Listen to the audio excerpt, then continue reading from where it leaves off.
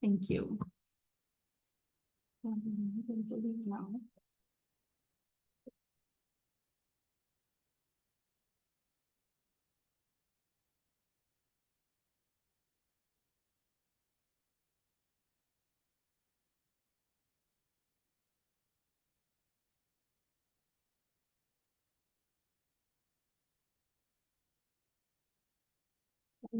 Okay. I think that bar should go away. Jill, I have the mouse and it's true. Hide. Hide. Hide. Very good. Hide. Go on. Okay. Welcome everyone. Thanks for being here. It is my pleasure to introduce Katarzyna Was. I think I pronounced it right. I'm not sure. I've been trained, so I speak Polish in the room. She's a full professor of information science at the University of Geneva in Switzerland, and she leads the Quality of Life Technology Labs. She is also affiliated with various universities in Europe and the States, in fact, the University of Copenhagen and Stanford University. Thank you again for being here. Wonderful. Thank you for this invitation. And when I got an invitation, I was thinking like either I present a specific project and we go into differential equations and F-scores and God knows what, or I will provide some input to the community and those of you who contribute to digital health at large and tell you a story about quality of life. So the quality of life, I established the lab in 2010, and the story starts as follows, if I manage to make it work. Let's start with our user, our end user of our innovations and research innovations, elderly patient, a female, 73 years old, who has type 2 diabetes, had a heart attack, recently stroke, hip fractures, so hardly can walk, loves cooking, much too much food. And for those of you who know something about type 2 diabetes, know that it's not that good. And this is her healthcare kit, which she's supposed to check her glucose multiple times per day. Unfortunately, she's not really doing it because she knows her body better. And then also she doesn't have this particular diary, you know, for the diabetics, they need to take a diary. She also knows her body better.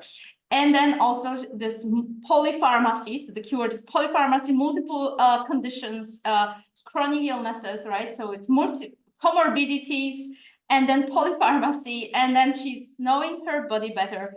And this is her excellent cooking, which is Polish, because this is my mother. And I guess you have this kind of user in your family. It's your grandmother, it's your aunt, it's somebody who is comorbid and really stubborn patient. And this is the patient we need to think about for respect to our research and development. But she's unfortunately not the only one.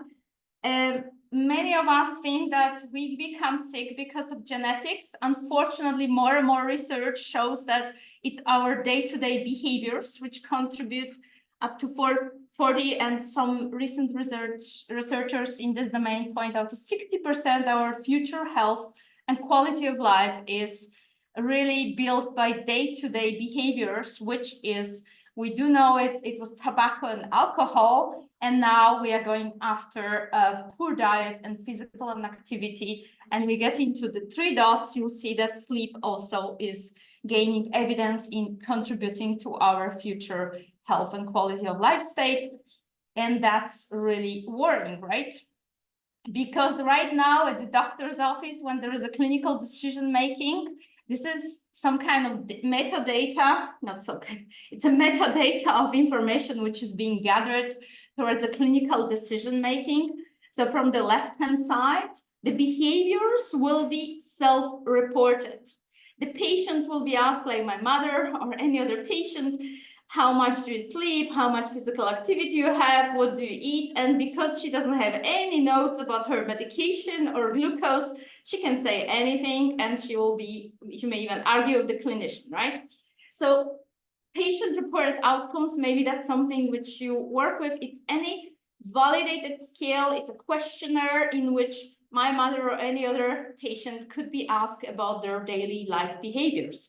Or it could be open-ended questions, and then we talk about qualitative data, which would need to be coded, and maybe some of you work with this. Self-reported outcomes is a subset of patient-reported outcomes, which are then possible to be observed, like is the individual, for example, eating well, or is the individual driving, is the individual walking, is the individual leaving the house. So other person around the individual could report. So observers are the individuals around. It could be family members, but it could be also, if you have kids, you are a proxy for the kids. If you are taking care of elder person with mild of cognitive impairments, you are a proxy for this individual, right? So you're reporting instead of them. You're observing, and whatever you think it's happening to them, you can report and bring it in on to this decision making. And then on the other side, we have a clinician reported outcomes. So this is any data, any notes, and we're talking about clinical notes, and we talk about some specific either open-ended notes or either validated scales in which the clinician is asking the patient something. Then I do know, talking to some of you, that some of you work with the so-called performance-based data, performance reported outcomes, when the patient, the individual, is asked to do some tests. So either it's a treadmill, or it's a memory test, or it's some kind of biological test to the body.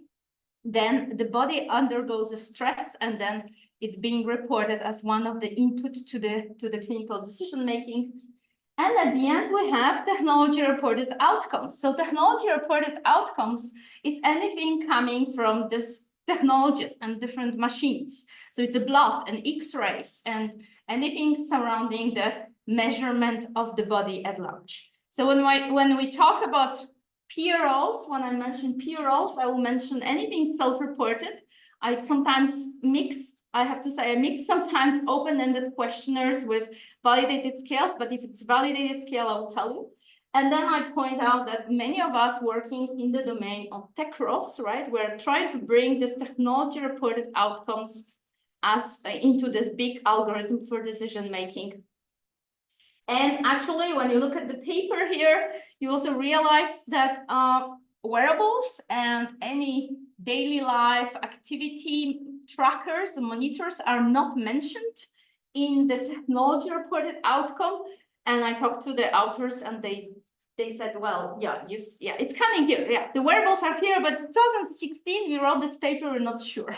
So here we are. When I mention TechROS, I mean the body-based measurements. And the quality of life overall is a measure of how individual feels and functions in the daily life outside of the clinical settings. And that's where, as you can see, my mother maximizes the quality of life, even if she doesn't follow specific recommendations. So I will also explain further the quality of life. So the PROs, some of you may have used example for activity. If you would be asked for fill up an activity questionnaire and tell about your physical activity as an input to this big algorithm, you would be asked so-called IPACS, which is an International Physical Activity Questionnaire. This is a short version. During the last 7 days, how much physical activity you had? During the last 7 days, how much walking for at least 10 minutes have you done? How much sitting you spent on the weekdays? I wonder how many of us will answer it accurately, right? So it's not that accurately. And I also need to tell you, for quality of life, you cannot read it, but that's for a purpose. 159 different questionnaires for quality of life. I counted, there was a moment I counted 172 on top of 159. And this is another paper which shows the progress in this so-called psychometric domain, which is translating psychological constructs and attitudes and beliefs into these questionnaires, into the scales, into this so-called instruments, right? So there is a huge progress in this domain. And I also mentioned two which are used in regulatory decisions, meaning imagine you have a drug and you say, my drug not just like heals specific organ and disease, but also improves quality of life. In order for you to say it, that your medication is doing something to quality of life of patients, you need to collect data. And you'll collect it based on so-called health-related quality of life questionnaires, which are mentioned somewhere here. And the most common ones in this regulatory decisions are EQ5D or SF36. Maybe you heard about them.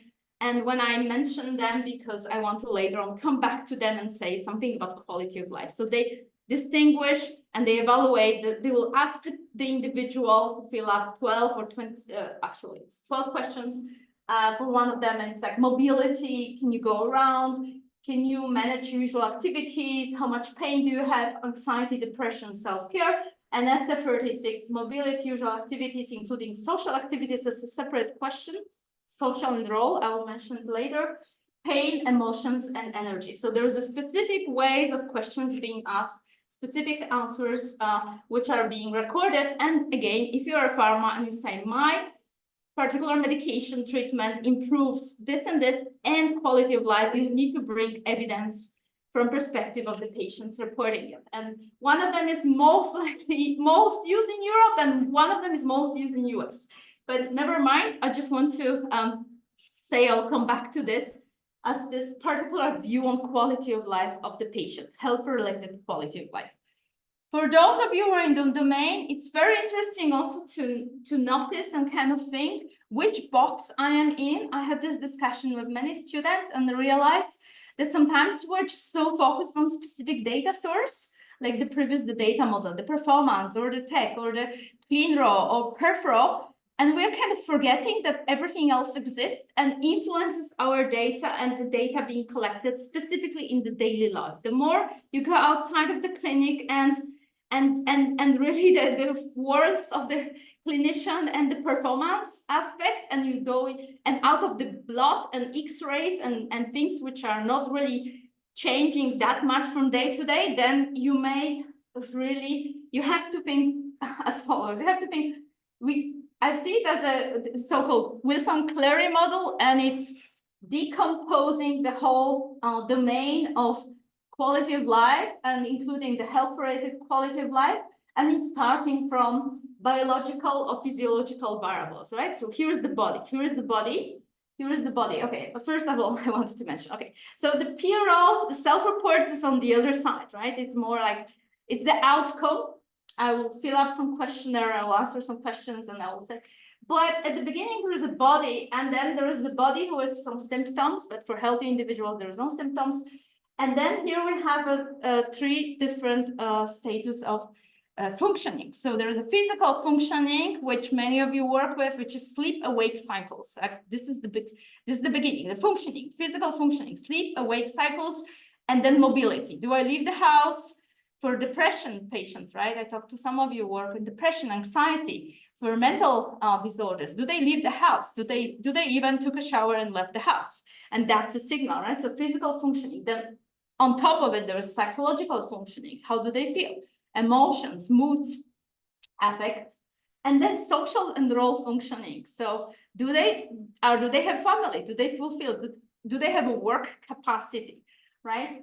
And then it's not just like this, and then we go and then we ask them health-related quality of life, but it's influenced by who they are, right? So personality and their attitudes and beliefs will influence how they answer these questions.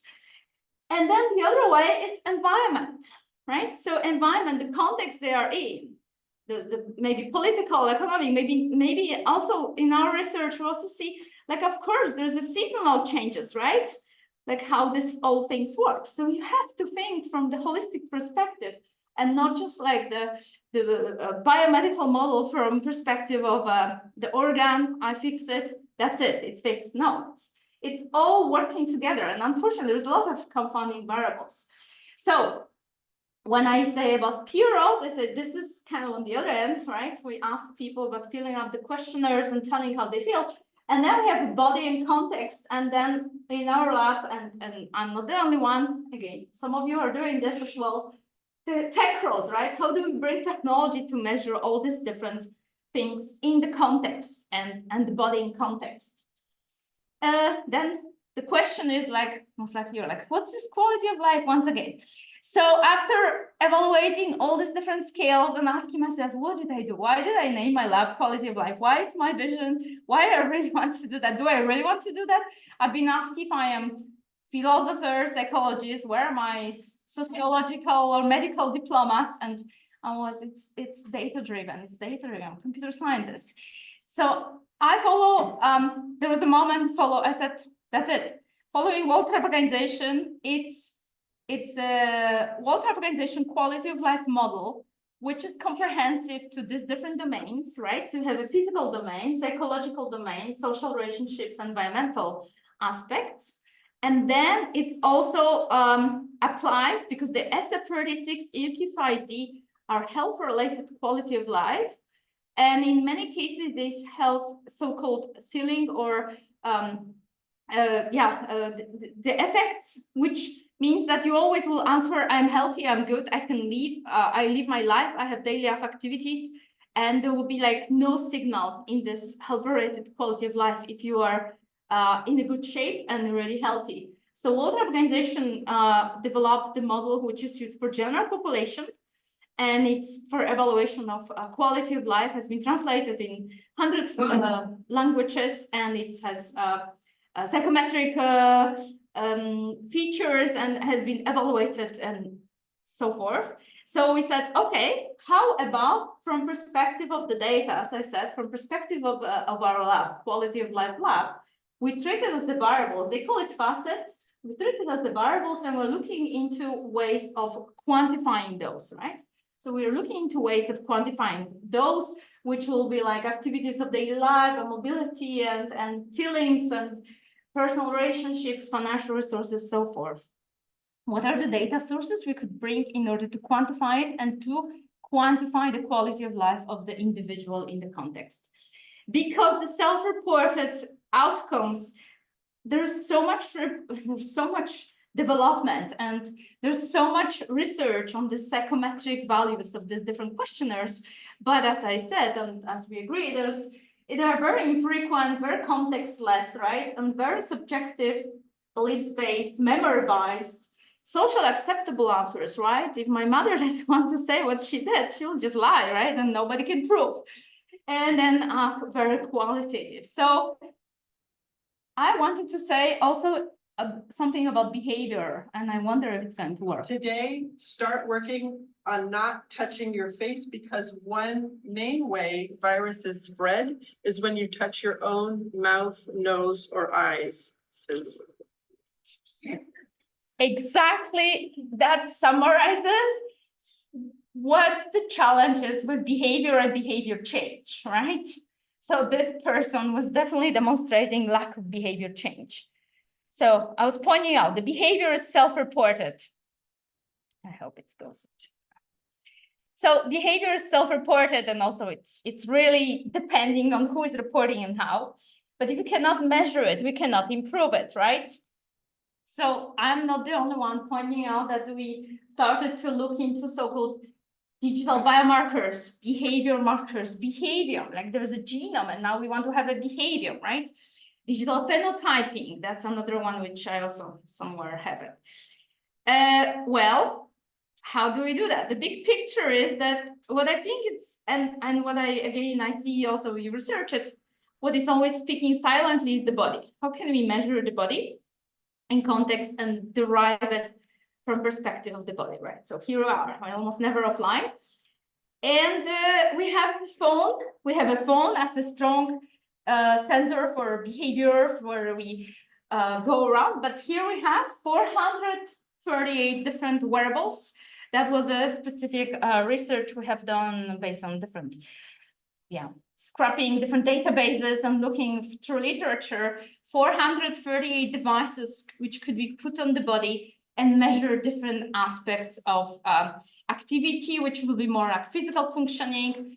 And some of them go into psychological functioning, but not that many. Psychological functioning, social and roles functioning are much more difficult, right? So most of them, there's something about physiology, or physical functioning. So you can have 12 devices on the feet. Maybe you will not be able to walk, but well, they are going to be there to measure your physical activity, physical functioning. So 430 devices already in 2018. There was a moment in my lab where I decided we're not going to develop, I have a background in electrical engineering, electronics, but I decided not to develop yet another wearable because it's really hard and it's also hardly scalable, right? There will be maybe few devices tested in the lab and that would be it. I mean, hopefully we more, but let's say I was negatively saying, well, all the devices are existing, so why not leverage the ones who are who have some algorithm which are clinically validated and go as close as possible to medical streams, right? And bring the data to quantify quality of life. So you can see we were trying to achieve what was also some of you contribute to much more objective, quantitative, longitudinal, not judgmental, sensor-based data. So the quality of life, getting back to the 24 variables, facets defined by World Health Organization. In many cases, they are self-reported. So there's a patient-reported outcomes or self-reports which are associated with like energy and pain and sleep and feelings. And for memory and thinking, there exists a lot of performance-based tests, right? Like the memory test, attention test, that's something which we right now have in one of our studies. And as many of you are doing and now are doing, we're developing these computational models, right? We're picking up the signals from a specific variable, and then we develop digital measures, biomarkers, or endpoints. That's where I'm going to clarify in a moment. And we contribute to some, usually it's a national or European project with some group of patients or healthy individuals trying to change their behavior. Because once we know what to monitor and how to monitor and what needs to be changed and what could be improved, then we get back and hopefully we bend the curve of their quality of life in the future. But that's rosy and looks easy, but it's not. As I will say, there is a challenge. Also, we established Living Lab in order to have individuals from outside of the university. As I could see that in much research, students are being used as the participants. I decided from the beginning that we're setting up a Living Lab and individuals can sign up from general population. And today I was giving some examples to some of you that the taxi drivers are the worst because they're collecting so much diverse data that it was very hard to model. But nevertheless, I love taxi drivers, don't get me wrong. There were people who are living their life and just collecting data as they go. So the particular aspects of validity, internal, external validity of data being collected, I think, again, that's something which many of you do. We do some interview and survey, understand who is the individual in front of you and what are the specifics, characteristics related to sleep or physical activity or research question in mind, right? And in this particular interviews, we'll use the patient-reported outcomes. We'll use validated scale. We'll ask the IPAC, which even if we criticize it, we still will use it, or IPAC for physical activity, or PSQI, it's a Peaceful Sleep Quality Index, which is a questionnaire maybe you have been using. So we'll use the specific existing reference models for measuring the variable which we're looking for. There's, as I said, there's 172, so there's pain and fatigue and energy and everything. And then we go into much more detailed data sets. So one of the things is that our first sensor was a phone. Our first sensor was the phone, which I will show in a moment. We capture different aspects of interaction with the phone, right? How do we touch the phone and everything? Then we have wearables. We started in some papers and some research, started to do continuous glucose monitor analytics. And the newest thing will be urine sensor by WeThings. I'm not selling anything, by the way. So these are the different devices we're trying to get into on the body, around the body. And in one of the protocols I have not pointed out yet, for burnout prevention, we'll also get into logger on the laptop. So the laptop will be, a personal laptop will be a logging device. But then we get into diary, right? Data construction method, last 24 hours of construction from perspective of what happened. because it's important whenever you get the passive data, whenever you get just signals, you need to give a story, you need to derive additional variables, you need to understand what happened, how this data was collected, what was the context, what's the person even thinks about your device, right? Because that will influence the data quality. So the interviews are very essential in many of our protocols, and at least deriving last 24 hours, which is the least memory bias according to Daniel Kahneman. Then we have experience sampling method, ecological momentum assessment by Michal Csikszentmihalyi, which was used for happiness assessment, and now it's used, many of you may be used as well. It's a pop-up asking, how do you feel right now? What's happening right now? How stressed you are right now?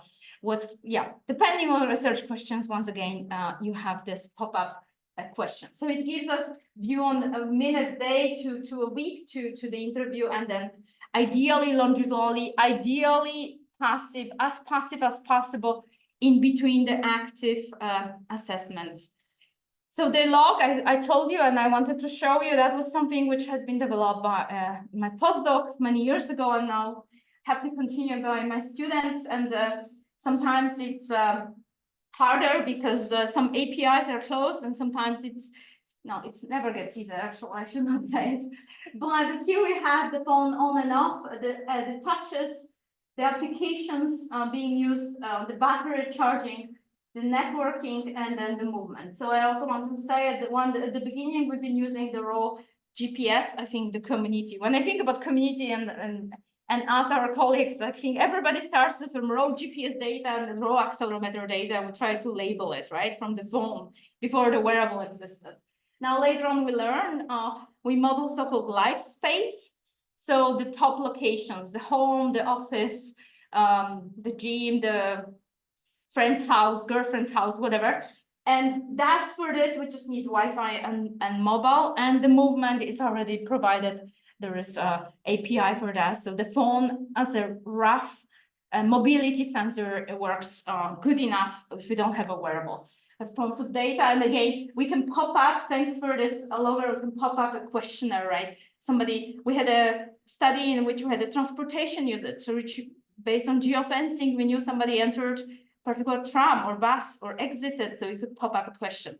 We could get the first thing you touch your phone in the morning, we could ask you about how well you slept, right? So ecological momentum assessment could be very specific to the activity, and we have tons of data. Okay, never mind, back to the theory a bit, because I wanted to tell you about the digital biomarkers and also maybe, I mean, myself included in the previous papers, recent papers, I used digital biomarker, and then you're looking at the definitions and you're looking at what's happening. So let's get back to biomarker itself. US Food and Drug Administration, FDA, so it's a regulator from United States, points out very clearly, and others follow, defined characteristics that it measures that indicate of normal biological processes, pathogenic processes, responses to exposure intervention, including therapeutic intervention. So you have a pill, you have a treatment, and you say, I'm pharma, I have this pill, and it changes liver function or something. And here I'm improving something, and this biological processes changes, and I can prove it, right? So here you have molecular, histologic, radiographic, physiologic. As I told you, the blood, the X-ray, the sweat, anything really measurable by the machine. So the TechRaw, the original biomarker part comes as a TechRaw, comes as really something like a machine measuring the body and giving a very accurate answer. And they specify it's not an assessment how the individual feels, functions, survives. It's like, okay, but we want to measure quality of life. Okay, so that's not the biomarker. Well, let's continue. Then in 2022, they have published a digital medicine Nature paper, very short one, but very specific with a definition, right? So what happened? They added characteristics or set of characteristics collected from digital health technologies. So I will also explain what do they define as digital health technologies. And they do not even comment on assessment of how individual feels, functions, survives. Good luck with that. So you can see that has been just adjusted.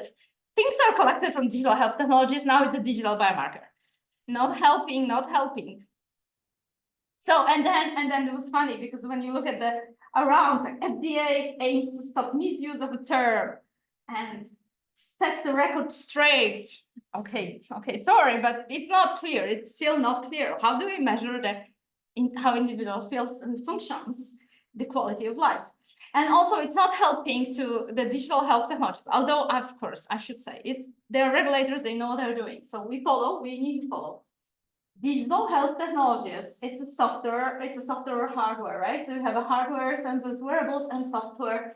And the most confusing thing for a lot of people I meet, and they are like, you just put a questionnaire on the phone, and that's your digital biomarker. That's it, the whole thing your lab is doing, right? I'm like, not really. So when you put the questionnaire, which is in the paper, on the phone or in tablet or in digital form, you do so-called electronic clinical outcome assessment. So it's just one element of the digital health technologies. The moment when you start measuring the heart rate outside of the clinical settings and use wearables and non-medical devices sorry, it's electronic patient report outcomes. Sorry, now I'm mixing. Electronic patient report outcomes is where you put the questionnaire on the tablet or on the phone. And the diary is also self-reports, right? So actually, it's actually mostly this which we're taking care of from digital health perspective, a digital health technologies perspective, and that's where we want to bring the digital biomarkers to life. So getting back here, what did we learn?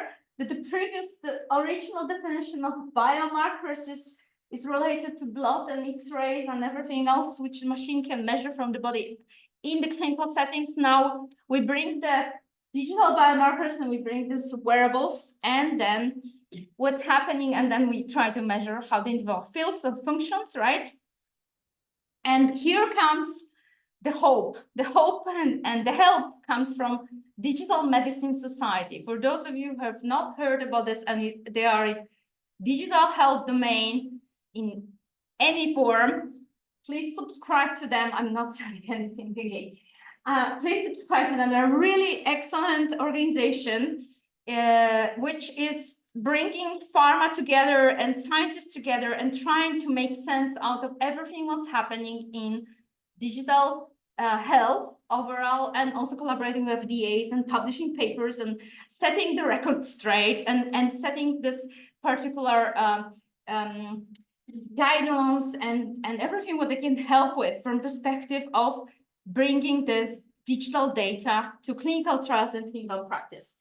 So here's the most important thing, which I really clarify a lot of things. So we all start with some sensor. You try to get some sensor, a phone, a wearable sensor in the house, or some of you are looking for other types of sensors. So first step would be to understand, is this whatever we want to sense, is this even mattering for the patients? Additional question will be, does it matter for a clinician, right? Because you may measure something, but kind of nobody cares because you have yet another sensor and you just do it for sensor purpose, and you are electrical engineering student and you just love your sensor and you love the new way you are measuring something. So the first thing is, like, ideally we don't start with a sensor. Ideally we start with, it's not that we have something and looking for need. Ideally we start with what matters for patients, and also answer a question, how clinically important is this thing which patients indicate, right? And then we map it, and then we have a sensor. And the first level of evaluation, which many of you most likely do, where we have our sensor data and we label it with clinical data, or we label it with PRO, self-reports, the fatigue, the pain, this and that. You just start with digital measure. The first level, when you do machine learning, when you do you're modeling your regression, whatever you do, deep learning, whatever. When you just train the algorithm, you just derive a digital measure. And the story should continue, should go into the direction of much more detailed analytical validation and then clinical validation. So it could be that we need to, depending on the overall purpose, you may need to work engage some healthy individuals. You may engage healthy and patient different stages. And then you need to go for sensibility and specific aspects of not just accuracy, right? But sensibility and also variability over time, right? Is my machine learning, is my particular algorithm valid and really performing the same way across time? And only when you get through this analytical validation and clinical validation, and then you have you ask for approval, then you go back to regulators, ask for approval, then we get to the clinical endpoint, which is precisely defined, statistically analyzed variables which demonstrated relevant clinical benefits. So you can see we started with the patient and we finished the kind of back to the patient, but also the clinician, how important is that for a clinician. So this is like a workflow, and I think I observe right now what DIME Society is doing and trying to define it even further for us, as we are mostly in this domain, right? And also most of the efforts right now in the papers, we write a paper, we do machine learning, we publish it, and we are happy. And there's like somebody else will take over. I'm sorry, but there's nobody on the other side. We should continue working with the patients and clinicians and go through this clinical validation and the whole pathway. I wrote a book, co-edited with my colleague at Stanford. When there was the 24 chapters, each of them is dedicated to one of these variables contributing quality of life. We try to invite the experts in the domain, the pain, the fatigue, the sleep, the feelings, financial resources, everything, and we try to understand what are the current ways of validation of evaluation of this particular variable. So if it's pain, what are the scales which exist for pain? If it's sleep, what are the sleep scales? Memory or whatever, what are the memories? What are the scales? And what are the digital measures which are brought? What are digital health technologies? So the whole book is about this. The moment later on I reflected, it's like actually hardly anything in this book points out to somebody made it to the digital endpoint, which is sad. Right? We have tons of particular theses and papers in this. So if you are in one of the domains of quality of life, I will encourage you to look at the book. It's open access. You go to chapter pain, fatigue, energy, emotions, finances, social relationships, whatever you need. Get the chapter and see what has been written. Of course, it's 2022, so things may change, but the self-report and the reference measures did not change that much. I can promise you that technology may change. So, and then on the other side, here is our context of use. Also, I will say in a second. This is our requirements for software engineering, for us who do algorithms. This is what we should always report in our papers, and I'm going to be the first one to commit to this in my next papers. The relevant, quantifiability, valid, objective, reliable, sensitive, specific, precise, and heuristic human factors. I'll talk about this in a moment. When you get a clinical endpoint from the blood, this all are satisfied as a requirement. What we are doing, unfortunately, in some cases, we just focus on one, the accuracy. Or in some cases, we add specificity and sensitivity. And then somehow it's like, whatever. The rest is details. But unfortunately, it's not. So all of these particular requirements need to be put on this digital endpoints and not just for life quality. Another thing which DIME is doing very, very well is, sorry, I'm going to check the time. DIME is doing very well. They actually also said, come on, we need to also agree, like even for physical activity, physical functioning, right? The one block in Wilson-Clary model. What are we doing? So they set up a huge consortium, big project, pharma researchers, patients, clinicians, and said, okay, if we all can just focus on these things being reported in clinical trials, and also how do we measure them, what technologies are we using? So this is the maximum right now I'm presenting, but most likely right now they went a bit further. What are the specific outcomes inside the box of physical physical activity, inside the box of physical functioning, right? So number of walking bouts, step count, walking speed, time spent in medium to vigorous physical activity, and postural sway. And they have agreed, a set of experts agreed upon this. We should measure. When we measure something, we should measure that. Let's please agree. Let's stop arguing. Let's please agree and set up some standard in this domain. Another one is the sleep, and that was a webinar a week ago. So that's what I'm saying. Look at the website. Usually they really open everything what they have, and they write papers, and they go through really good like Nature and everything, and they just really want to share with the community. They are not closing their knowledge to this selected few, right? Total sleep time, initial sleep onset, wake up, number of wake events, sleep efficiency, and total napping time. That may be more difficult because that could be either it's derived based on the number of awakenings at night and different statistics. But I wonder, I forgot to check if there is also subjective sleep quality coming in. That's an interesting one. We've been already looking into this in terms of mental disorders, so like the bipolar in the past, and then impact of sleep, symptoms and impact of sleep. So again, Diet Society is trying to say, hey guys, let's just go into one direction and start reporting these things that you can compare across different outcomes, right? So I would encourage you to go. Another thing which they do, and that's what, if as I would say, I would start a new sensor, I would need to go through this. Diet Society pull a few pharma together, ask them to manage the project on so-called nocturnal scratch project, which is related to the fact that if you have a skin disease, you're likely to scratch at night.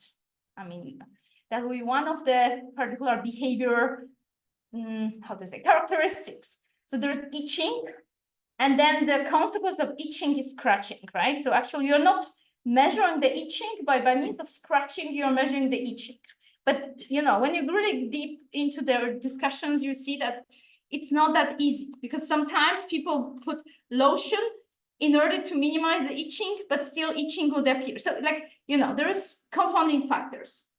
They have made ontology, like they run through clinics and ask pharma to do their homework, and they run through papers, and they distinguish between itching and scratching, different scratching elements. They develop, I imagine that you can hardly see it, but they went through signal processing. They started with 2 accelerometers on both hands, and the persons with skin diseases, they were recorded at night, and they were recorded for the movement. And at the end, just to make a long story short, they developed new sensor for nocturnal scratch. So imagine we're pharma and we're competing on the molecule, on the treatment, and now we have a sensor which we developed together, which is a digital health technology, which we'll use in clinical trials, and we both are going to provide the same quality of the data into our clinical trials to see if my molecule, if my treatment is better than yours, right? So this is a beautiful view on the sensor, which is totally brand new sensor developed for this specific outcome, right? You may say it's not measuring physical activity or sleep or something, although I don't know, maybe measure some aspects of sleep, but it's definitely focused and specific and sensitive for nocturnal scratching. Before I run out of time, I want to point out we always need to take care of human factors. When you ask these individuals what do they want and what matters for them, already Dai is in the process of publishing a paper because this framework is called V3. It's 3 levels of validation. Now it's V3 plus, and it's about human factors being taken in consideration just after the sensor or along the sensor. Before you go any further, the patients and data quality, first really take care of the quality of the data. When we asked the patients, I was interviewing the patients, 200 patients, chronically patients, who are using their devices, we're not giving them. It was very qualitative study from perspective of what can help them and how do they see their technologies helping them and used for their health. One person said that, "We're right, I just want my life back. Just leave me alone with your discussions," right? But then when you ask them, like, how did many patients, it was a few years back, but many patients sitting in the room waiting for the clinical clinician to pick them up, the nurse, they look at the phone, right? Many of them, all of them almost, like 90% of them. And some of them, they have a paper and some of them, they have a book, but very rare. So I asked them, how does it help you? Would you like to use it for your health? Like, how do you even perceive it, right? Because the perception is around 20% of this individual said, no way. What are you asking me? Are you kidding me? I don't want to be reminded, it's my phone. I don't want to be reminded I'm sick, right? So no algorithm will work for them. We should be very ethical and not push any solution to anybody. So around 20% of the individuals will not be even open for any new gadget, device, sensor, or app you have, okay? Another 20%, that's my estimate, okay? It was very qualitative study once again. Another 20% would be open, but there was a problem. There was like, they need to be educated, they need to be explained, they may not trust completely the system, right? So, and also it needs to be easier because now, right now, the passwords, the authentication, and also where's the data and everything. So, and then the rest, when you take one thing out of it, there's multiple factors influencing acceptance of this digital health technologies and also acceptance of them even thinking about their devices as the health tools. It's how does it make them feel about themselves. If the way you design your solution is, first of all, draining the battery and also making them feel they cannot take care of themselves, they're going to drop it. So whatever beautiful algorithm you may have, beautiful new device, you need to check for the human factors. And it's just really very essential. And as Dime says, do it at the beginning. When you have a sensor, do the human factors assessment before you do clinical or any other analytical or clinical evaluation, right? So here we have the full paper. So the vision in the practice, when I was starting to look at what can I tell you about what we did in all these 10 years in Quality of Life Lab, out of out of 24 variables ourselves, we have different projects, European, national, whatever, and we touched or made some, I don't want to say touch, but computed 16 out of 24 variables.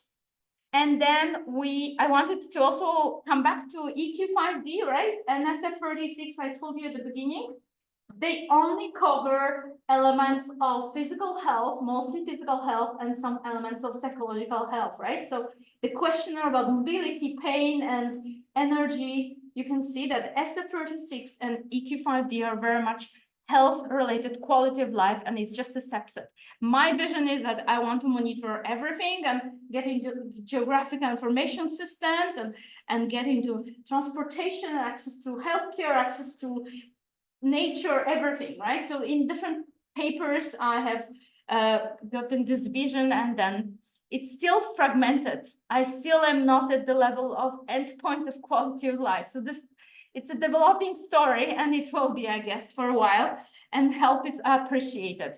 And that's our papers, but then community efforts and the whole scientific field, not the whole, whatever you could cover in the book, then you have, it's not that we're referencing our own papers, huh? It was a lot of systematic literature reviews and also, or scoping reviews at least in this book, right?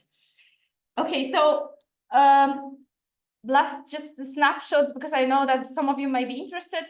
without too much details, we're going to also analyzing the time series. We will get all this data, get into analyzing time series. So my student Igor Matias is now looking into statistical methods for N of one observational data, but how do we build the digital twins and simulate the randomized control trial on the individual level and understand if there is a causality beyond the correlation.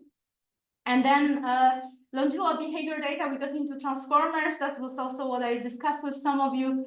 Today, we look into how can we use this deep learning and also genetic algorithm, and we generate models of so-called health depth. So how far you are from the healthy behavior and how we can bring you closer to fulfill the specific aspects of the behaviors which will minimize your depth.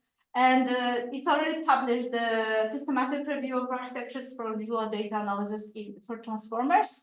And then also in ontologies, how do we even define a behavior? I'm not going, we may discuss it. I also have definitions of behaviors, different definitions of behaviors, and getting into ontologies of behaviors. So that's with Pluralsight. And the last paper, which today I checked, it's still external reviews completed, waiting for their decision. Oh, maybe it's going to be rejected, maybe it's accepted, who knows? It's digital biomarkers of sexual health. And right now, the moment when I know it, I also know that digital biomarkers is overpromised. So I should scale it back to digital measures. It's an outcome of my personal project of getting through the program, so clinical sexology. So it was 2 years medical program, continuous education.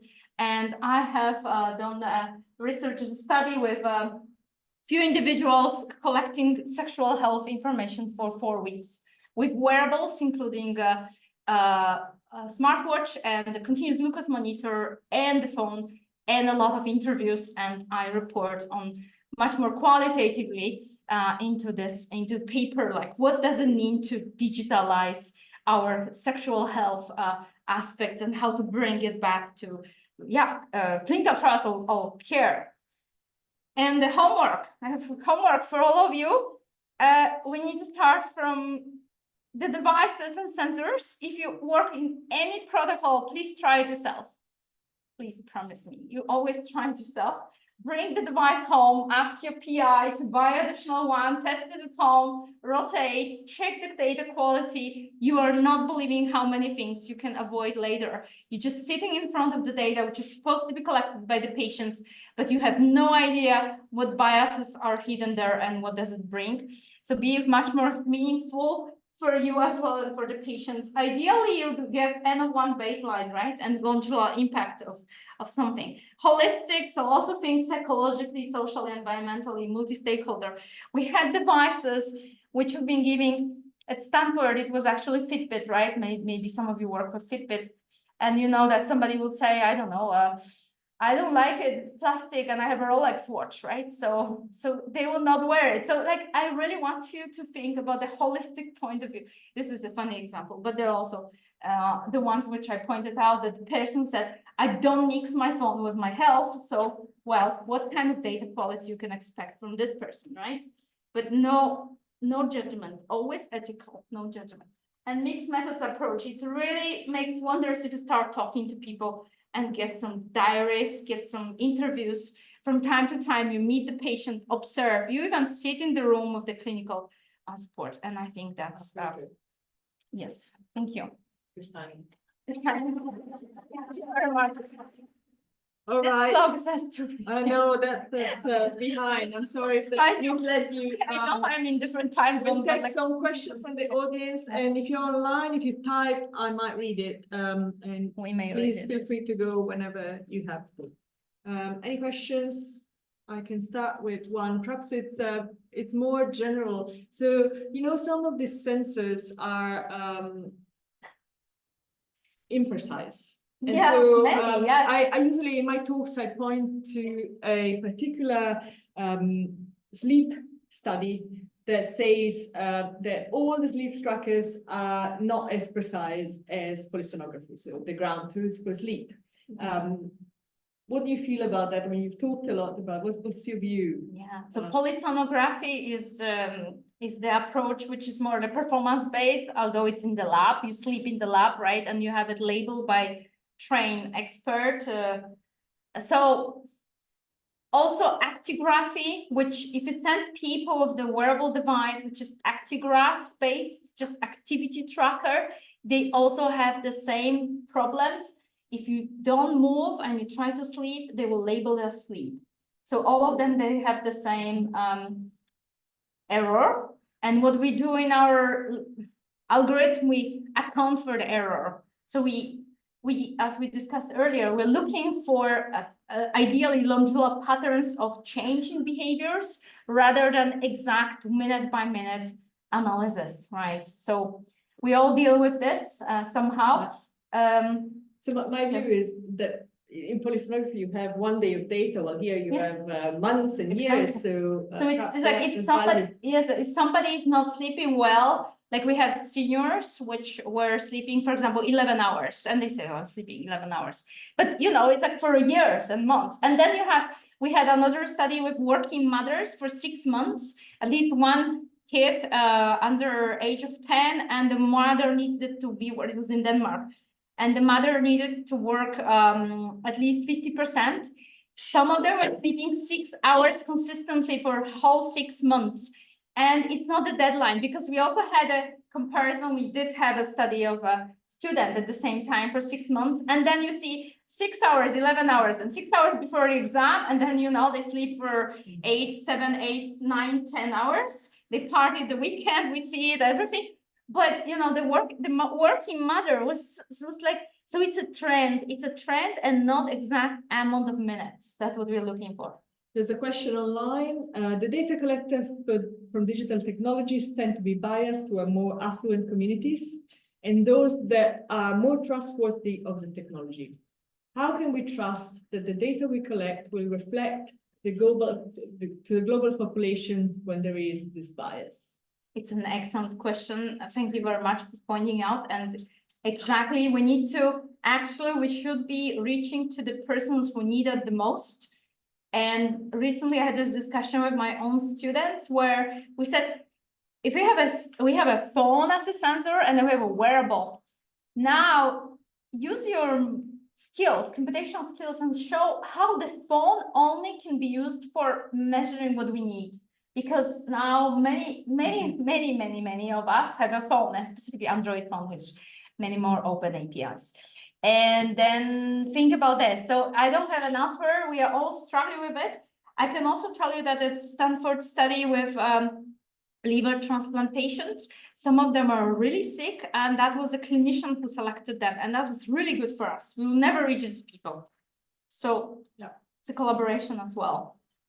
I'll read the last question. Do you think the implementation of wearables in healthcare within public domain needs to be B2C or via healthcare professionals prescribing them?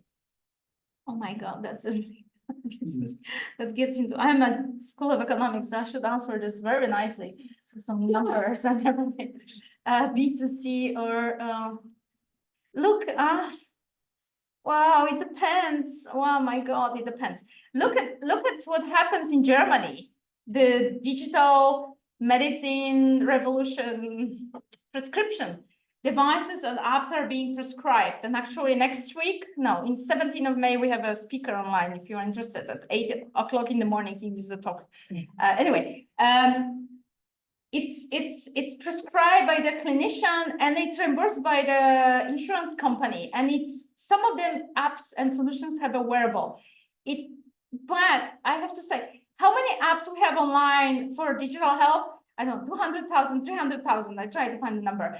How many apps are existing in the database of prescribable apps in Germany? 62. But we started the 21 in 2022. I did this research in the database was 21 apps. Now it's 62. So maybe we're getting some. It's very curated, right? So, but it depends on the reimbursement models and the data quality expected, and then you have All of Us project in US Oh, you have a UK biobank, like I don't know who paid for this, not government exactly, right? And then you have all of us, 1 million individuals in US, which is beautiful data set, and it's government pays, right? So, and it's epidemiological study. It's like seeing what's happening. So it depends. Okay, as we are out of time, we'll stop here. Thank you again. Thank you very much. Thanks, audience. We'll close the Zoom. See you next week. Thank you very much.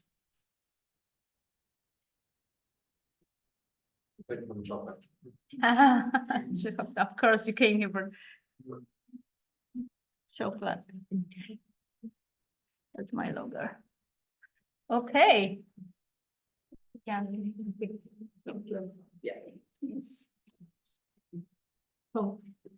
Okay. Yeah. Okay. I'll just leave the meeting.